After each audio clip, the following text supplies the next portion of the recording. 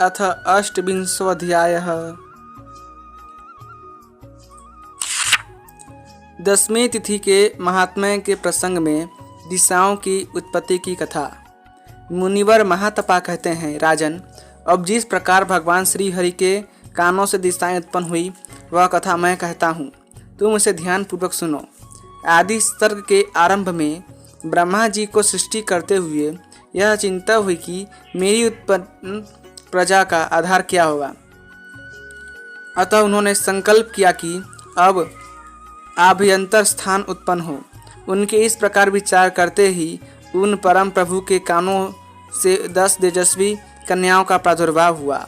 हे राजन, उनमें वे पूर्व, दक्षिण, पश्चिम, उत्तर, ऊर्ध्वा और अधरा, ये 6 कन्याएं तो मुख्य मानी गई।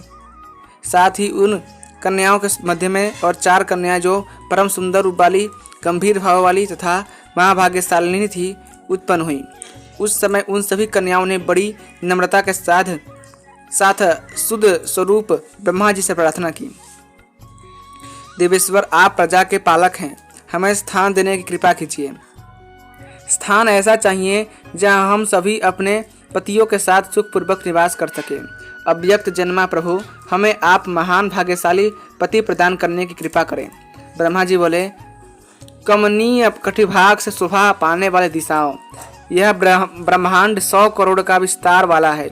इसके अंतर्गत तुम संतुष्ट होकर यथेष्ट स्थानों पर निवास करो।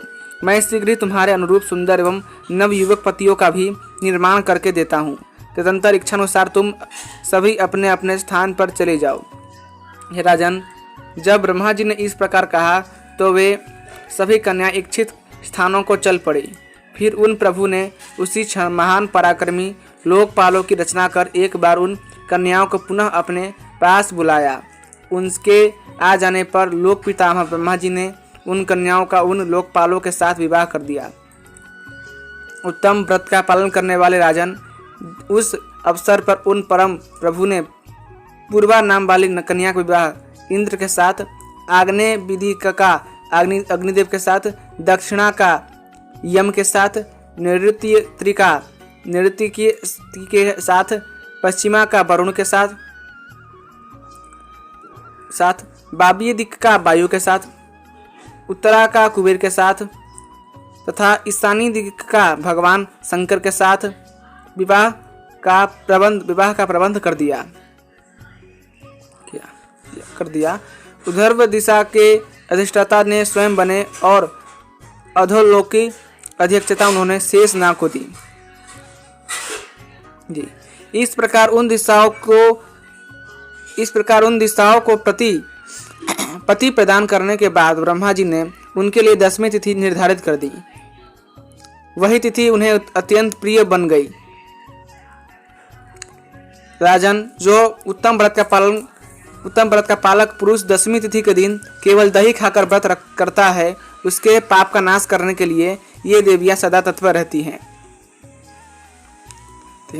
जो मनुष्य मन को वश में करके दिशाओं के जन्मादि से संबंध रखने वाले इस प्रसंग को सुनता है, वह इस लोक में प्रतिष्ठा पाता है और अंत में ब्रह्मा जी का लोक प्राप्त करता है। इसमें कोई संशय नहीं है। अतः अष्टविंशोऽध्यायः संपूर्णम। यदि आपको कथा में रुचि है और कथा सुनने में आपको आनंद मिल रहा है तो कृपया करके इस चैनल को सब्सक्राइब कीजिए और वीडियो को लाइक कीजिए और अपने बंधु बांधवों के साथ इसे ज़रूर शेयर कीजिए। धन्यवाद। ओम नमो नारायण।